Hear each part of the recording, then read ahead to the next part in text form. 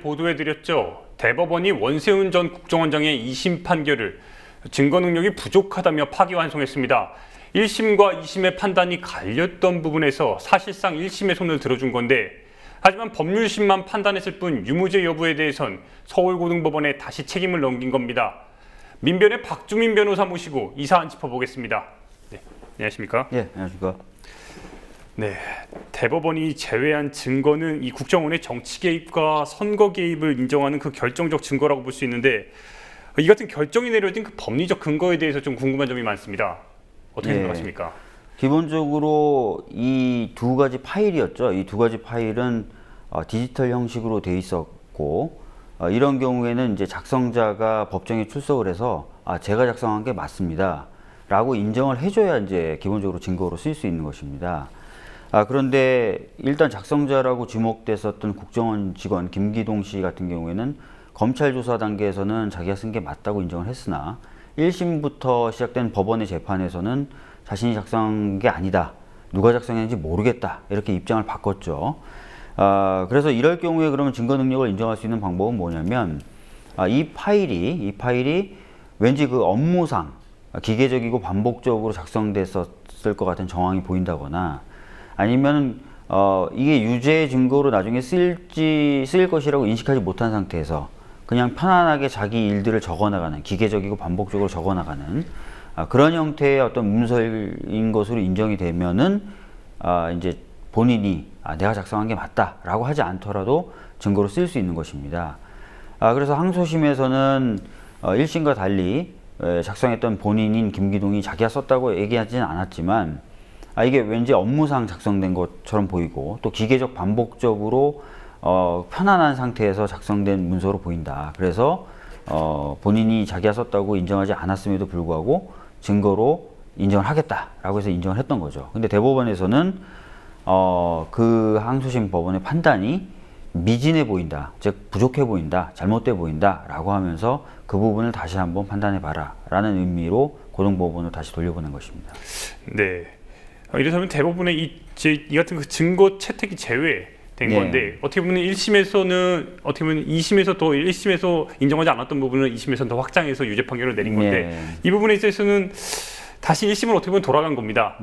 이런 것들에서 증거 채택 제외가 대법원에서 2심에 대한 그 판결이 어떻게 보면 이게 좀 타당한지 여부에 대해서 궁금해하시는 분들이 많은데 어떻게 보십니까?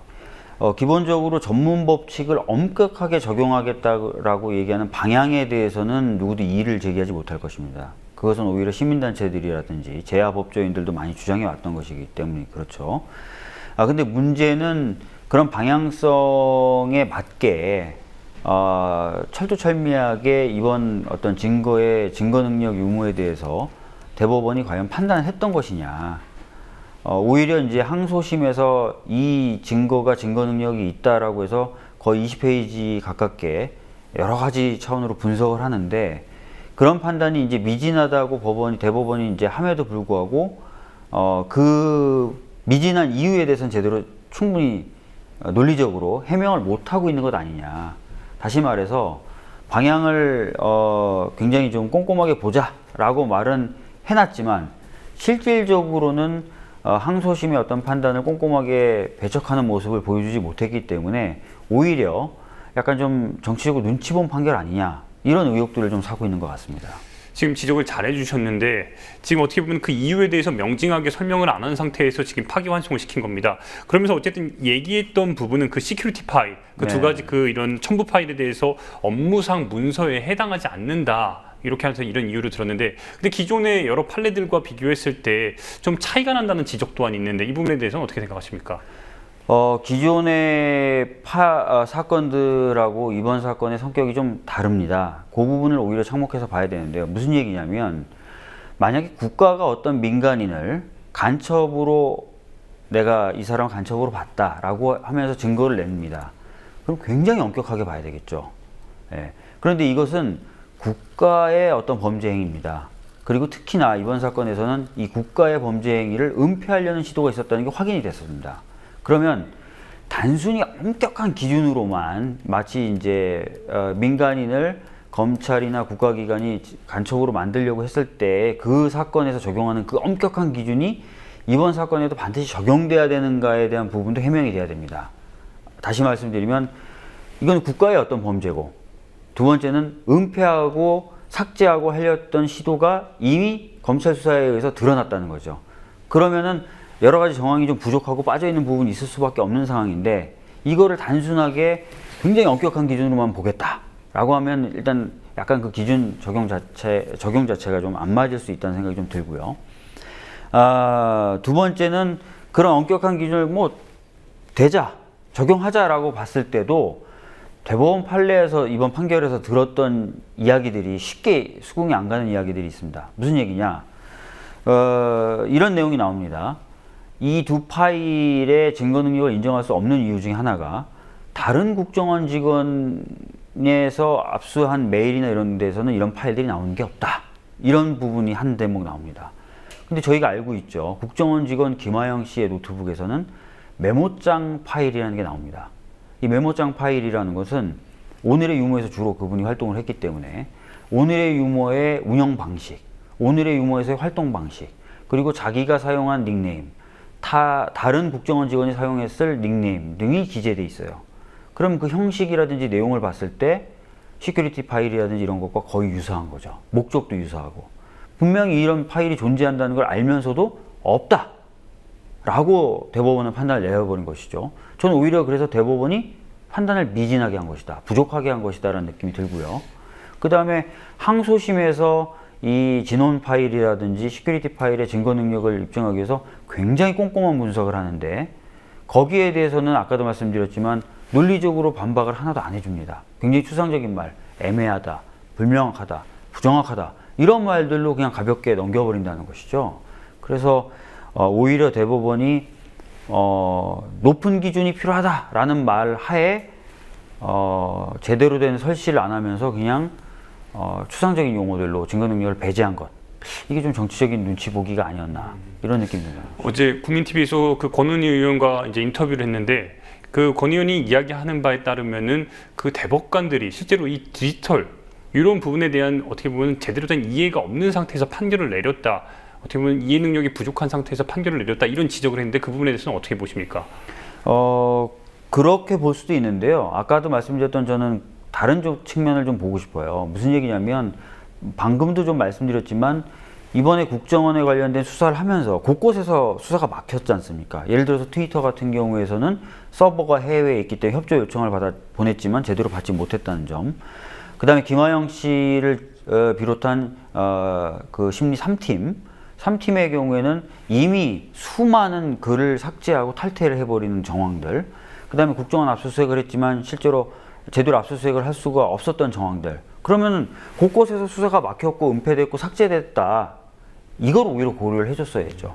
그래서 이 정도 그 수사가 막혔던 상황에서는 이 정도의 어떤 자료라면 그 정황까지 합쳐보면, 삭제하고 은폐했던 정황까지 합쳐보면 이렇게 판단할 수 있다, 이런 게 나와야 되는데 그런 말이 없이 야 너희들이 100% 완벽하지 못하니까 안 돼 라는 말만 자꾸 반복한다는 것이 오히려 좀 답답하다는 거죠. 알겠습니다.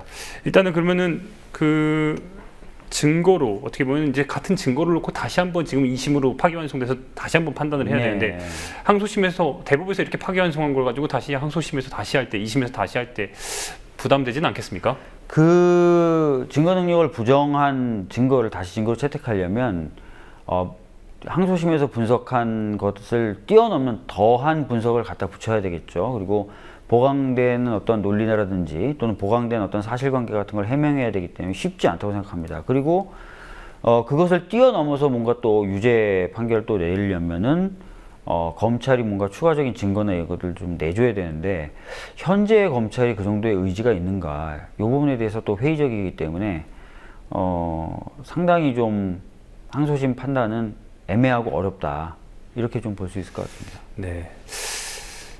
추가로 하나 더 드리겠습니다. 그 요즘에 한창 지금 논란이 되고 있는데, 원세훈 전 국정원장 당시 2012년이죠. 그 지금 해킹 프로그램을 구입을 했습니다. 네. 이게 지금 한창 지금 뜨거운 감자로 떠오르고 있는데, 요 이슈가 같이 이제 결과에 따라서 이번에 항소심에 2심으로 내려간 파기환송된 이 항소심에 영향을 미칠 가능성이 있지 않습니까? 사실은 이제 불고불리 원칙이기 때문에 기소되지 않은 내용까지 법원이 판단하는 것은 어렵겠죠. 이번 사건에서는 이번 해킹 프로그램에 대한 내용이 기소에 포함되어 있지 않기 때문에 그것을 판단의 내용으로 삼기는 어려울 것입니다. 그렇지만 이 사람이 그 국정원장, 원세훈 국정원장이 그런 어떤 정황까지 있구나, 또 그런 것들이 좀 더 드러나게 되면은 영향을 받긴 받겠죠. 예를 들어서 국민 여론이 상당히 이제 비등하게 그 이 부분에 대해서 지적을 한다면은 네. 재판부도 어쩔 수 없이 물론 상식적 판단을 하겠지만 법리적으로 판단을 하겠지만 그래도 영향을 어느 정도 미친다고 보시는 거죠. 그러니까 사실은 이제 그런 어떤 것들이 좀 더 분명한 사실관계로 드러나고 한다면 법원에서도 이게 그 선거 개입에 대한 의도와 목적을 지금 헤아려야 되는 거잖아요. 근데 이 사건은 아니지만 뭔가 해킹팀이라는 것으로부터 수입됐던 어떤 프로그램들을 이용해서 민간인을 사찰했다든지 또는 정치인을 사찰했다든지 하는 정황이 나오면 전체적으로 봤을 때 이 원세훈의 선거 개입 목적 좀 인정하기 편해지겠죠. 예. 네, 알겠습니다. 그 대법원에서 전원일치 판결을 이번에 내렸습니다. 네. 굉장히 이례적이라는 지금 말이 있는데 반대표가 하나도 없이 전원일치 판결을 내는데 이 부분에 대해서는 어떻게 보십니까? 뭐 쉬운 일은 아니겠죠. 그 대법관들 중에 한 명도 이견이 없었다라는 것에 대해서는 많은 분들이 좀 놀라는 것 같고요. 근데 그럴 수밖에 없었던 것 같아요. 또 그러기 쉬웠던 판결인 것 같다는 말씀이죠. 뭐냐면 유무죄 결론을 내린 게 아니거든요. 그냥 고등법원에게 다시 한번 공을 돌린 그런 판결이었기 때문에 어떤 대법관도 여기에 뭐 굳이 반대할 필요를 못 느꼈을 수도 있고 또는 오히려 좀 자신의 어떤 그 정치적 의도를 좀 가릴 수도 있는 판결이기 때문에 부담 없이 쫓아갈 수 있는 그런 결론이었다고 생각됩니다. 그렇기 때문에 지금 대법원이 굉장히 보수적으로 그러니까 어떻게 보면은 자기들의 책임을 회피하면서 가장 중요한 사안에 대해서 책임을 회피했다는 이런 지적 또한 있는데 사실 오늘 다른 매체 기자분도 저한테 전해서 대법원이 좀 보수화된 것과 연결되어 있는 것 아니냐라는 질문을 하셨습니다. 근데 저는 사실 보수화라는 기준으로는 이 판결을 정확히 짚어내기는 어려울 것 같고요. 오히려 정치권의 눈치를 보는 또는 외부의 눈치를 보는 이런 표현이 더 맞을 것 같아요. 그러니까 무슨 얘기냐면 최근에 법원이 보수화된 것 같습니까? 라는 질문보다 저는 사실 적절한 질문이 최근에 대법원이 좀 외부의 눈치를 좀 보는 것 같지 않습니까? 라는 질문이 저는 오히려 좀 더 정확한 질문인 것 같거든요. 그러니까 보수라는 것이 워낙 또 넓은 스펙트럼을 갖고 있으니까요. 그래서 제가 좀 그 말씀을 드린다면 최근에 좀 대법원이 외부의 눈치를 좀 많이 본다는 평가를 받고 있죠. 재계의 눈치나 정치권의 눈치를 좀 많이 보고 있는데 아까도 몇 번 말씀드렸지만 이번 판결이 그 고등법원에서의 어떤 그 정치한 분석을 논리적으로 반박하고 있지 못하기 때문에 정치적으로 눈치 본다는 느낌이 드는 거죠. 궁색한 논리로 어떤 결론을 내린 것으로 보이고 이런 결론, 궁색하지만 이런 결론을 내렸던 것은 좀 정치적으로 눈치 본 것 아닌가 그런 느낌이 있는 거죠. 예. 네, 끝으로 하나만 더 드리겠습니다. 사실상 어쨌든 이제 법률심이라고 이렇게 강조를 했습니다. 네. 그럼에도 불구하고 지금 여러 뭐 법조계를 비롯해서 지금 언론계에서도 마찬가지로 사실심으로 했다. 이런 지금 지적이 있는데 이 부분에 대해서는 어떻게 보십니까? 왜 이런 평가가 나온다고 보십니까? 근데 사실은 이게 이제 증거 법칙을 따지는 거잖아요. 그러니까 어떤 증거를 증거로 인정할 것인가 말 것인가를 따지다 볼 때는 항상 약간 이런 애매한 부분이 발생합니다. 마치 사실심처럼 판단하게 되는 거죠.